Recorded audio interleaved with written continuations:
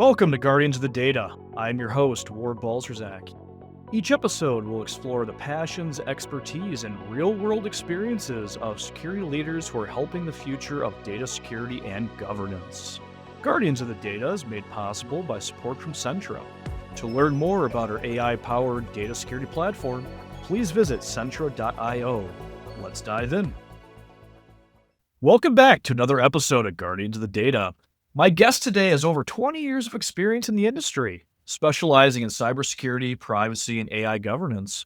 Currently the head of responsible AI for an insurance organization, Sweeney Williams. Welcome to the show. It's great to be here, Ward. I've really been looking forward to this, and thank you so much for having me on. Same. So let's jump in. Sweeney, in your professional opinion, what's the biggest data security challenge that organizations are facing? Great question. And before I do that, I just wanted to mention, anything I say today or, that represents my own views. It does not necessarily represent the views of the organization I work for. So I just wanted to get that out there before I start. The other thing I'll mention is, I'm in AI governance, AI risk and compliance. So surprise, surprise, my response is really going to cover AI, perhaps a little bit more than security. But there's a security tie-in, and I'll try to kind of bring us back there. But the biggest challenge, in my opinion, is actually speed, right? When we think about AI, there are a lot of factors that kind of relate to speed, and I think the obvious is we see AI capabilities increasing. It feels like on a daily basis.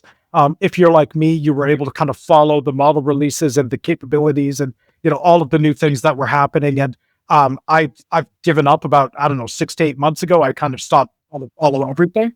It's just impossible to keep track of. So there's kind of that standard, that capability speed.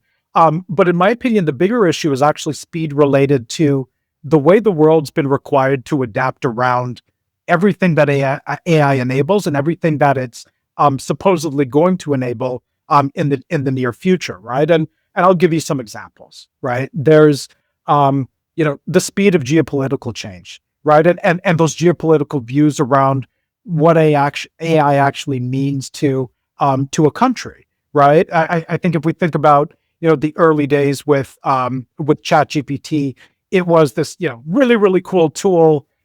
Me as kind of a former CPO, I could, if I really wanted to, I never did this, but I could just write a really good foundation of a privacy policy, and that's great, right? And so you could do things like that.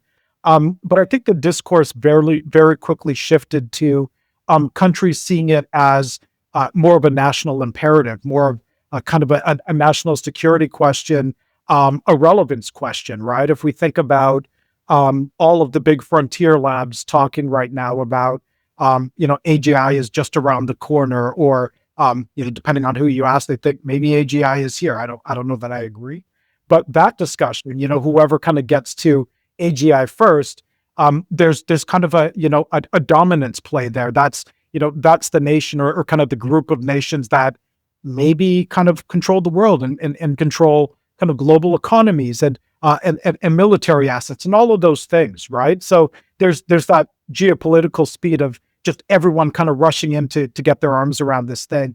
And then there's, kind of near and dear to my heart, there's the speed at which attitudes toward AI safety and AI regulation have shifted, right? If we, go back to that ChatGPT moment, the discourse around that time, not just after that, but even, a couple of years before that, discourse was all about AI safety, right? Let's, we know these technologies are advancing, and let's make sure that they're human controllable, and they don't get to the point where they pose an existential threat to humanity. And there was, you remember the Pause AI Act, right? Where there was that big push to get all of the big labs, and let's stop developing this stuff past the capabilities of, I think it was GPT-4 or something like that, and let's get our arms around this before it kills us. Do you remember that? Not only do I remember that, but it's funny you mentioned that. I was looking at LinkedIn probably an hour or two ago, and I saw they were just doing some sort of march in San Francisco today, again, trying to pause AI. it's starting back up and it's gotten violent, right? Like all of the news about attacks on Sam Altman's house and things like that. I think it's gotten to kind of another level, and again, the speed at which that's changed, and that discourse has gone from let's all hold hands and do things the right way and sign an agreement, and then everyone cooperates. If I think about it from a regulatory standpoint, EU enacted its AI Act in 2024. It's been coming out in phases since then. There's Canada had a very EU AI Act aligned act called ADA, the Artificial Intelligence and Data Act, that was proposed and it kind of went through cycles and things like that. And so Canada was all in on that. If we look at what was happening in the US, a lot of proposals for federal and state AI laws. There was, the prior administration released that AI Bill of Rights, and everything was about, safety and regulation and all of those things. And I think everyone was generally aligned with that. So if we're talking about how speed has impacted that, well, that geopolitical thing I spoke about earlier, the speed at which countries have pulled back on the safety and the regulatory discussion, unlike anything I've ever seen, right? That happened so quickly. And, let's think about some catalysts here. New administration came on board, the beginning of 2025. And there was kind of this immediate, I'm not saying this was the only trigger, but it was a really, really clear and verbose trigger. And that was it was the Paris AI Action Summit in February of last year. JD Vance got on stage. The previous two summits were all about safety, and that's what everyone spoke about. I think, his opening line said something to the effect of the U.S. isn't interested in AI safety. They're there to talk about AI opportunity and AI dominance, and continuing that U.S. lead in AI capabilities and the entire infrastructure that runs it, right? And again, not the only catalyst, but it was articulated very clearly there. And we've seen a lot of fallout there from a regulatory perspective. Canada's AI bill never passed. It died in Parliament when Parliament was prorogued, actually about a month before that speech. But interestingly enough, it was never brought back, right? And we're expecting some sort of a policy announcement, some sort of potentially regulation. I don't think anybody expects it to be something that has the teeth that the previous version had. I think we're expecting, something A little bit neutered. for industry. You've got it, right? And if we're talking about like neutered regulation, what's happening in the EU right now? The EU, that's the global bastion for regulation and the rights of individuals and all those things. They've got a digital omnibus package that's kind of currently working its way through the legislative cycle right now, and that would simplify some of the aspects of the act. It would delay some of the requirements, actually the high risk requirements that are supposed to come into force in, I think it's August of this year. They're looking to delay that until December of next year, right? So again, kind of trying to level that playing field by, the EU would never call this deregulation, and I don't think it's deregulation, but that simplification in order to compete, because again, this is a national imperative. This is national security. This is, is your nation going to be competitive in the next, 10 years, 20 years? Are you still going to be a global leader? And this is driving all of that. So I think the speed at which the world has gone to deregulation, I've never seen anything like that. And then I promised you something security related. Preaching to the choir. I know you've spoken about this. You've had great guests speaking about this in prior episodes. But the speed at which AI has been adopted by bad actors, and maybe people who were on the fence, but now they get to be bad actors because just that barrier to entry is so low, is astonishing. And so, how quickly do security teams have to pivot and understand what's going on at any given time? The speed at which a single individual could launch, potentially thousands of attacks all at once, and they're all highly sophisticated.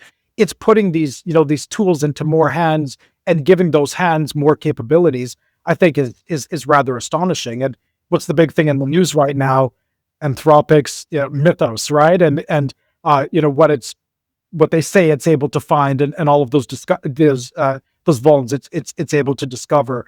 I think that's a massive security challenge. And maybe I'll stop. I know I'm always long-winded, but um, the other challenge is just really the speed at which organizations have had to learn and understand and adapt to all of this, right? We don't get that regulatory certainty that comes from regulations having been enacted. And I know a lot of us, certainly in the financial services industry, we tend to rely on that.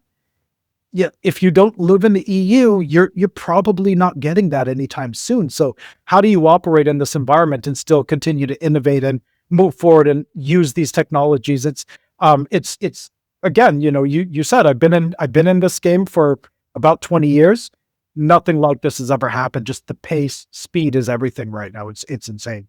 It is absolutely crazy, and definitely I've too. You and I probably entered the industry around the same time. I too have not seen the speed, and I'll just call it craziness that the last couple years have brought. Everybody from all walks of life that in corporate America kind of feel like their hair's on fire, right? Trying to. I think you said it best, right? To sum it up, all of your points there went back to speed, right? Just trying to keep up with all these various facets. I wanna go back to speed in general, and you mentioned organizations to adapt. And certainly your role being the head of responsible AI, that probably I'm going to imagine that probably resonates the most for you because you're probably getting pressure, or maybe you're applying pressure, or both. All these orgs, everybody out there, they are trying to compete, right? They're trying to stay relevant. You've got corporate America, you get the vendor space. You mentioned bad actors as well, right? Everybody's adopting it or trying to. They're trying to keep up. How are you managing, or how would you? What tips would you give to others to try to keep up? Right? You said that you're no longer worried about keeping up with the new models anymore because it's insane how quick. But how are you keeping up with some of the fundamentals of the items that are coming out? Yeah, and that's a great question. And I think that the fundamentals, good term, because it kind of answers the question here, right? I think we need to go back and rely on the fundamentals of good AI governance and good governance in general, right? There are AI practices, there are AI kind of guidelines out there that still apply. And as AI accelerates, as kind of the universe around AI accelerates around us, those practices they've actually been pretty robust, and they've stood the test of the last I'd say the test of time. It feels like forever, but it's just it's only been crazy for a handful of years, but they've stood that test, right? And what are those foundations? They are ensuring you are continuing to adopt good data governance practices, right? And so that's really important to me in my role, and it's certainly important to I think a lot of us in the space, right? Ensuring that when you're collecting data, you're only collecting the data that you need, and when somebody comes in and asks for data to do something with AI, organizations shouldn't be just saying, yeah, we've all got to use this stuff and let's go and provide that access. No, consent still matter, and proper data governance, proper data access controls, data limitation, data destruction, like all of those things still apply. And then there's kind of some of those AI specific best practices, right? Ensuring that you are being transparent about your AI use when you need to do that. Ensuring that if you have AI that's making big decisions and things like that, decisions that will materially impact someone, that there's that transparency, but there's also the ability to explain a decision. And if you're going the fully automated route, ensure that someone can request a human review and have a human come in and really and make the final decision, right? So those best practices still apply. And I think we all know about the potential for bias and If you have biased data that trains a model, you're going to get biased outcomes.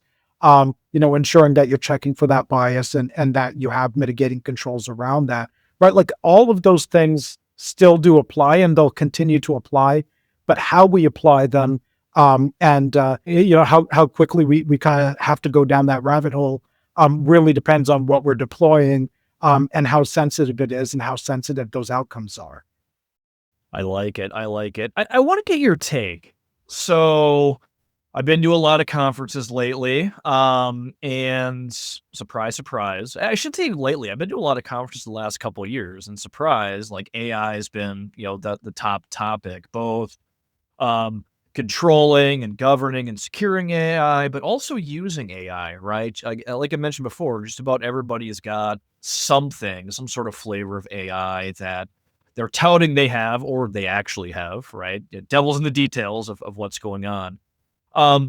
Curious your thought though. So there's a lot of conversations lately about how to properly start your AI journey, right? Getting everything kind of I call it the unicorn fairyland type of conversation. Like, hey, you don't have AI, here's how you start.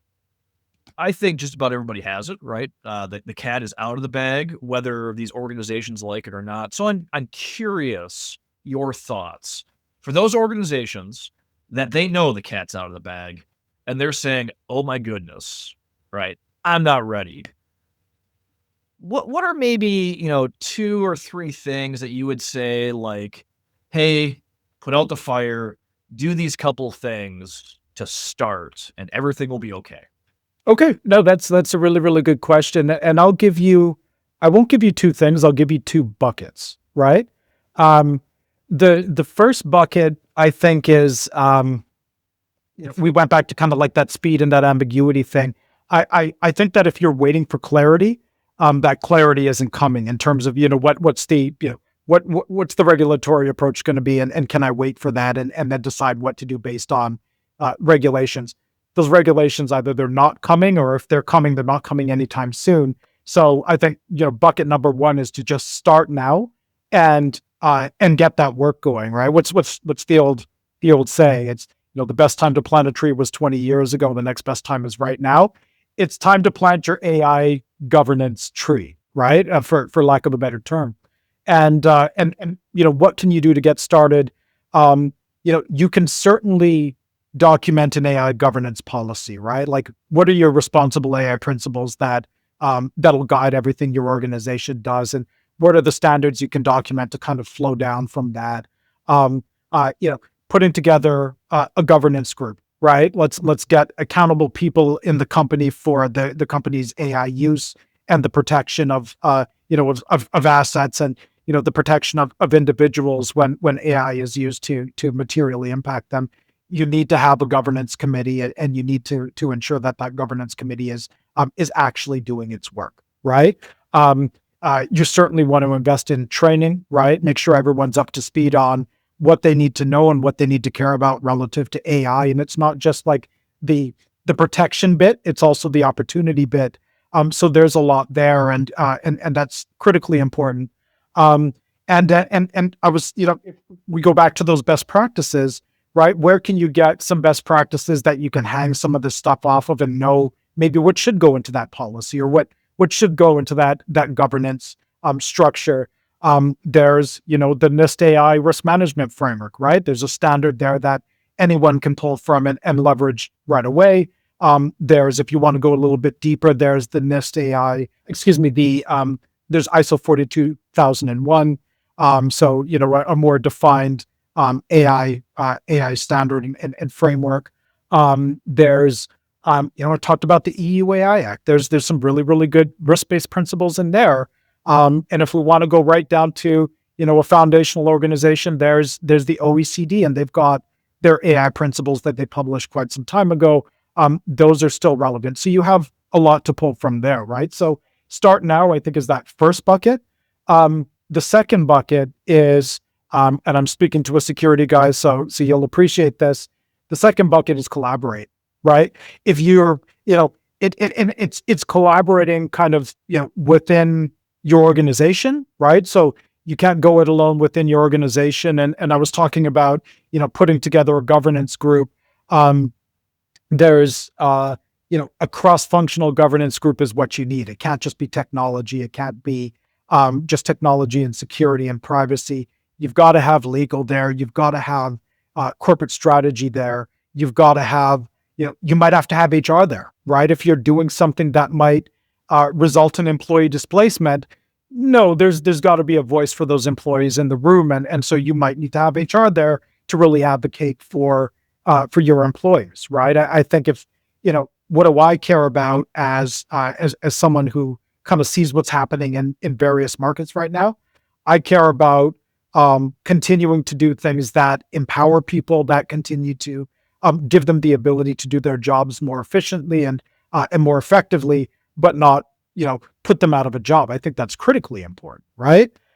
So kind of collaborating within the organization is really, really big. And, coming back to the security bit, collaborate within your industry, right? Collaborate even with your competitors, right? I think everyone is seeing something.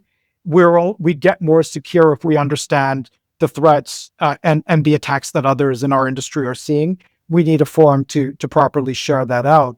We also need a forum to develop and implement best practices, right? Like if we're not getting this from regulators, if we're not getting this from government per se, then we need a way to kind of do this ourselves. And I've seen this in the past, and it works very, very well. I think we need that more than ever right now. And then maybe last but not least on that collaboration bit, collaborate with your regulators and collaborate with government. They're trying to learn this stuff just like we are. They're figuring everything out as they go, just like we are. Well, let's help them figure it out. Let's help them understand what's important to our various industries. Let's help them understand, if they want to go a certain route, how does that really impact our ability to innovate and to innovate safely? So helping them achieve that balance and understand what's really important to industry, I think is really important. So, start now and collaborate as much as you can. Oh man, really, really great tips. I want to go back to an earlier point you made. Again, going back to speed, you mentioned something there, and I'm really curious your thoughts on this, especially in your role today. So you had mentioned being transparent about AI usage, right? Organizations having to do that. So my question's this. A lot of organizations that I've worked for and with, often struggle, just understanding their own usage, right? What is that business unit doing? What is this business unit doing? And that can be fixed through some of your other tips, collaboration and all that. I think where there's still a lot of pain is the third party usage, right? Your suppliers, how are your suppliers using it? So I'm curious your thoughts when it comes to, being transparent about AI usage. Where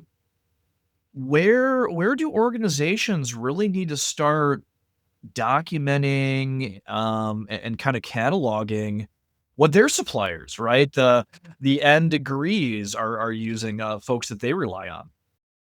Yeah, I wish I had an easy answer for that. My answer is good luck. I think we're all struggling with this, and you made the point earlier. Everyone's kind of put in AI into everything, and how do we get our arms around that? How do we even know that they've done it? So you've got different categories of vendors, right? You've got those vendors like I don't know, like the Microsofts of the world who are very upfront about this. They bake everything into contract, and so you get to adopt a reasonably strong set of contractual obligations. You know what they're deploying. You know what the protections are around it, generally, at least in terms of what they're agreeing to in contract. But then you have those vendors who are doing one of two things, right? They're implementing AI tooling in their pre-existing tools that you're already using today, and they're telling you about it. And maybe you get a measure of control, maybe you don't, right? Like they'll flip it off if you don't really want it, or they'll flip it on if you sign a contract, that type of thing, pay more money. But then you can control some things. There's a trigger for due diligence. There's a trigger to renegotiate the contract around those AI components.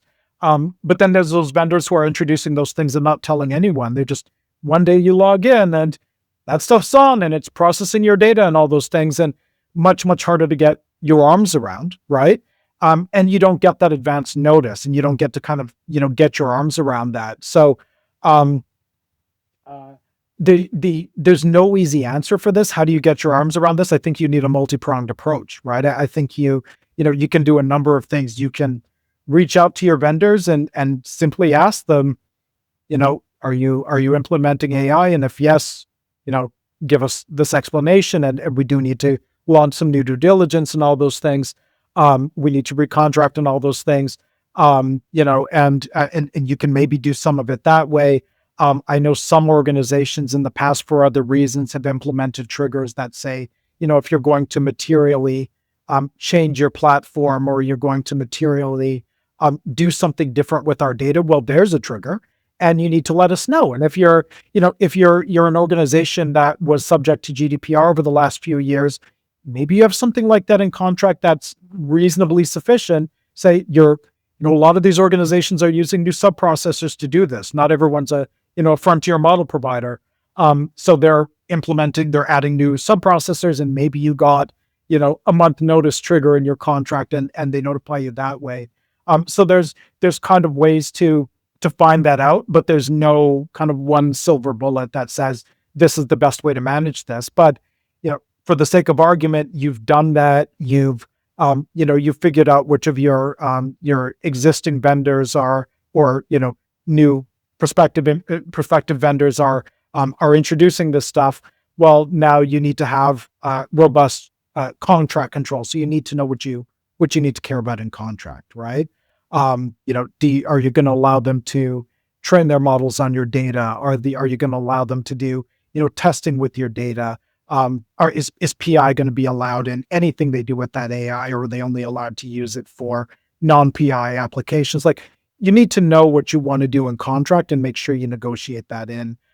You also want to make sure that you're negotiating in their responsibility to govern their own AI properly, right? They can't just implement it and, hope everything goes well. They have to, we've got it. They've got to have strong practices. And if they don't, cut bait. If you have the option of not working with them, then don't work with them. And the other bit is, due diligence. You need to know what questions you want to ask, and you don't have to figure that out for yourself. There's, you can use, the SIG, for example, standard information gathering, and there's kind of an AI component to that.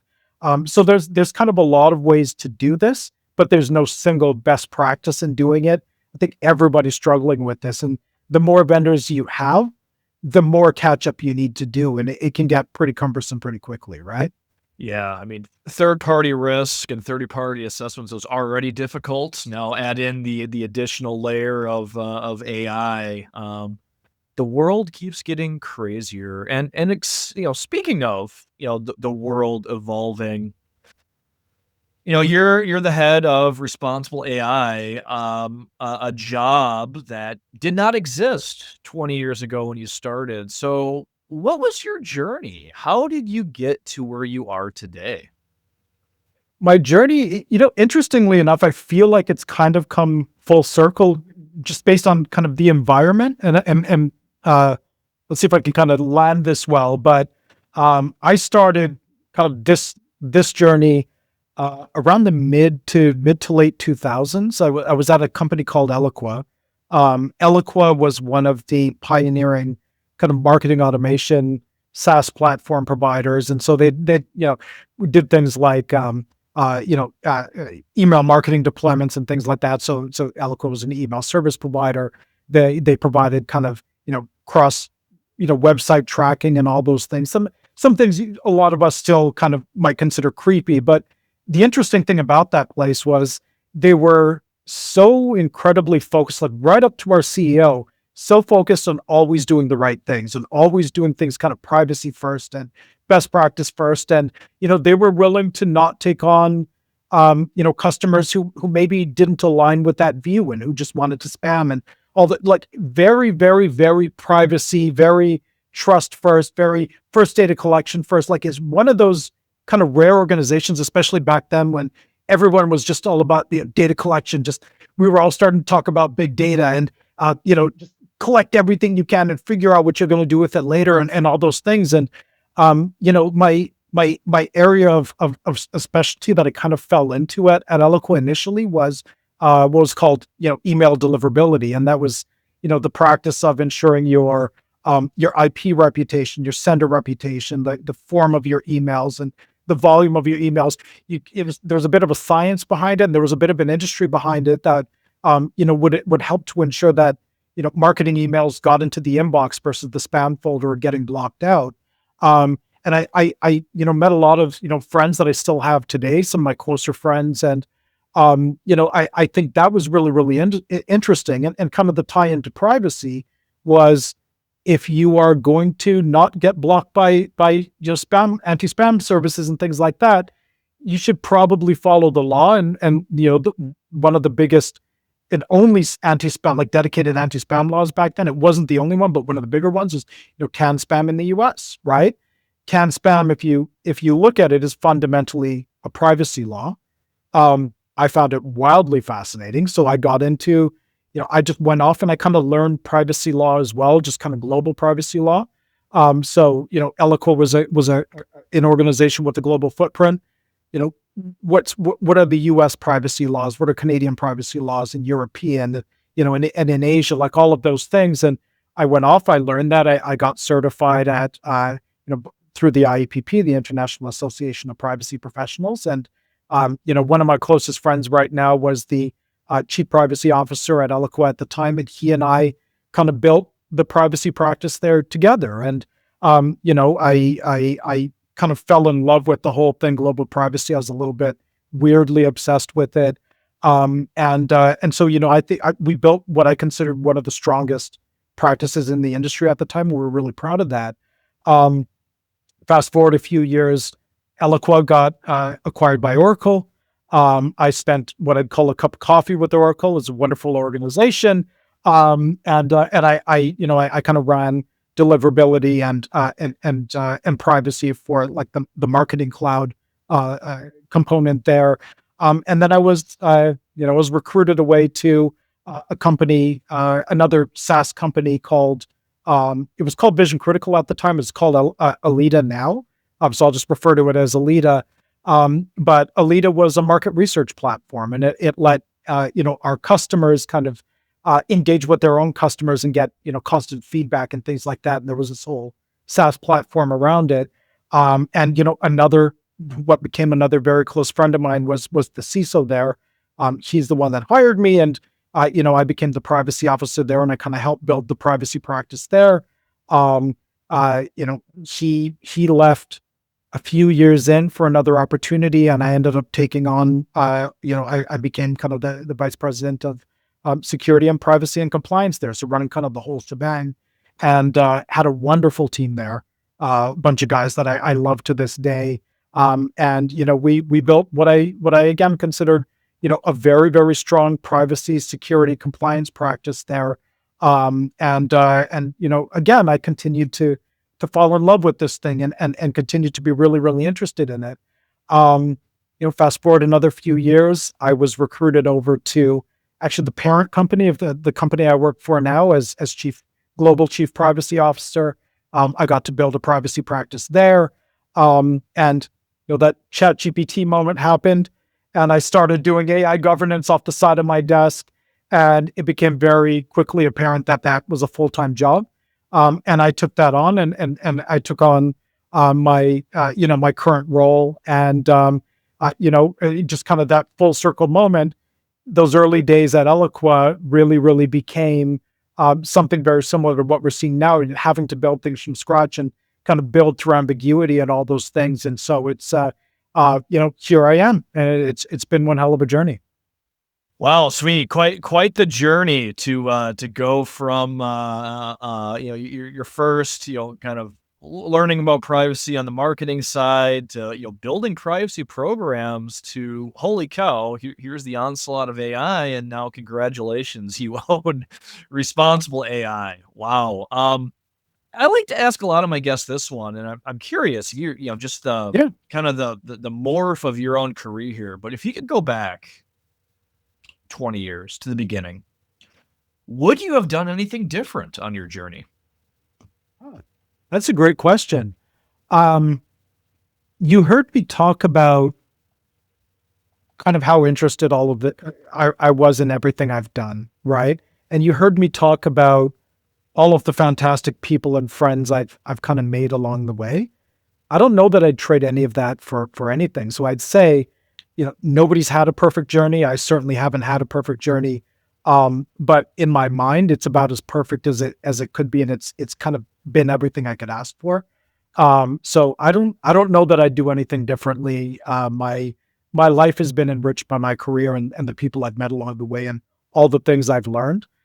So no, I'm pretty thrilled at where I've landed and where things continue to go. That's an awesome answer. I love that. Usually I get, oh, I would have done this, would have done that. So you could have even said, hey, I would have invested in Bitcoin when it first came out, right? We'd be million or billionaires at this point if we had done that. I didn't have to say that because everybody has the same regret. So Yeah, it's yeah, totally everyone fine. has Yeah. that. That's never going to be a thing. And guess what? It sure is. Did you ever hear the story about someone who like bought a pizza for like 10,000 Bitcoin or something like that? Yeah, I did. And then you kind of look at it and like eat Bitcoin today. It's like about 70 grand a Bitcoin. So yeah, it's crazy for Right. pizza these Yeah. days. Yeah. Would love to have that tip, right? As the pizza guy, get one Bitcoin as the tip. Hindsight is 2020 pizza industry early days. That's where it was at. Oh, Yeah. absolutely, absolutely. Well, Sweeney, if folks want to connect with you, what's the best way to do so? The best way is LinkedIn. I'm a privacy guy, so you're not going to find me on a ton of social media. But LinkedIn is always a good bet. Feel free to reach out. I'm always happy to discuss. I like that. Eating your own dog food from a privacy perspective. Stay limited You and got it. only keep what's important out there. Always on brand, my friend. Oh, man. Well, thank you so much for joining me today. It's been a great episode. Thank you so much for having me. It's been a pleasure. And big thank you to the audience. Really hope you enjoyed the episode today and learned something. Please tell others in your network to follow and listen. This has been another exciting episode of Guardians of the Data. See you next time.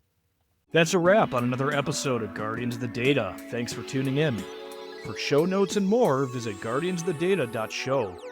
Guardians of the Data is made possible by support from Centro. To see how we help organizations discover and classify all of their data accurately and automatically while quickly achieving petabyte-scale data protection without the fuss, please visit centro.io. Catch you next time.